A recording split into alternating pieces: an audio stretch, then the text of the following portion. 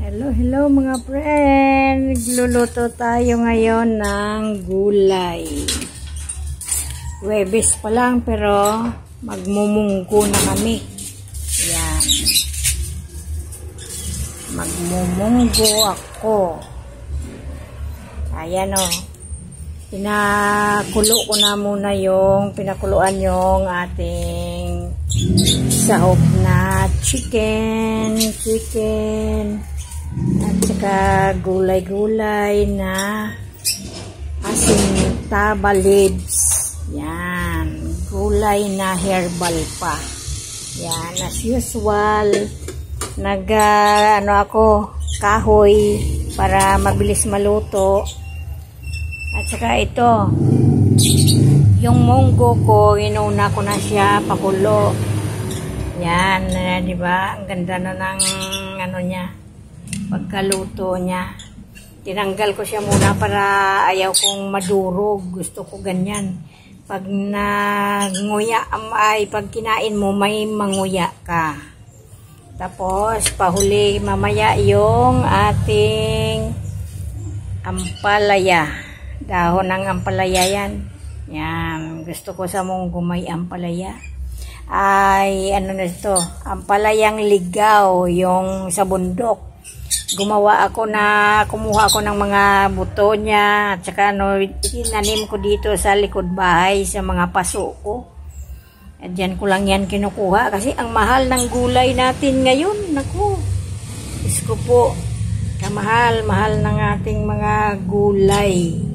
Kaya dito lang ako kumukuha sa likod bahay. May tanim ako, mamaya ipakita ko sa inyo kung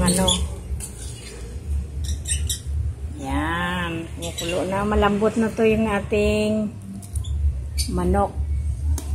Saka nilagyan ko na din yan ng pampalasa. Siyempre, as usual, magic na may sarap. Ilagay na natin yung munggo natin kasi malambot na yan ang ating manok. At saka, yan, diba? Kaganda. Pagkuluin natin yan bago ilagay panghuli yung ating dahon ng ampalaya. Sarap ng lasa. Ilagyan ko siya siyempre ng Knorr cube chicken. Yan. Chicken. Antabayanan nyo, babalikan ko kayo ha. Ayan, dito ako sa likod bahay. Pakita ko sa inyo yung aking ampalaya. Ayan nasa kasali sa aking halaman na daw to, klaseng halaman na to? Money plant.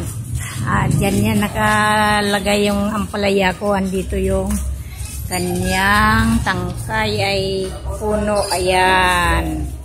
Dito lang itanim sa puno. Kaya naman mga ginseng yan, ginseng. The king of herb, ginseng. Yan ang aking mga halaman. Ayan kung kilala nyo yung mga halaman na yan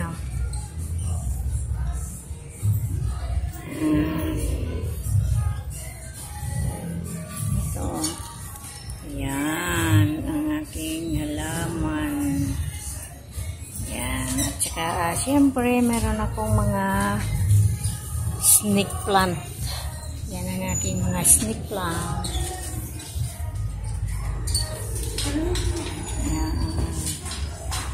Ayan yan yung likod. Dito lang yan sa likod bahay. Ang ganda niya, Pag tag-init siya ganyan, pink na pink yung talbos niya. Yan. Ayan sa likod bahay ko, sa bahay namin.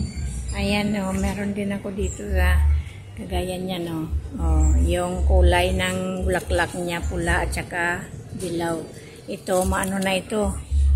Matutubo na. Ayan yung niya, dilaw. Yun, pula tsaka dilaw. Yung pula, yun ang nagkaroon siya ng buto. buto. Ibig sabihin, babae yung kulay pula. Yung dilaw yun siguro yung lalaki kasi wala siyang buto. O, tingnan mo naman yung sili. Sa sobrang mahal ng sili, nagtanim ako ng isang puno. Ayan, namumulaklak ng ating sili. Yan, sili. Hindi ko malalaman kung ano klaseng sili yan. Green ba o siling labuyo. Yan. At saka meron din ako ditong sampagita. Nung bumagyo, nawala lahat ang bulaklak niya. Pati dahon, nagkanda, laglag na. Mga fern, ganyan. Yung asintaba leaves ko, ayan o. Yan ang ginugulay ko, asintaba. Para siyang, saluyot kung ilagay mo sa munggo. Yan ang asintaba leaves ko. Mga herbal ko. Yan. Orchids na hindi pa namulaklak. Yan. Liit na aloe vera. Tsaka yan.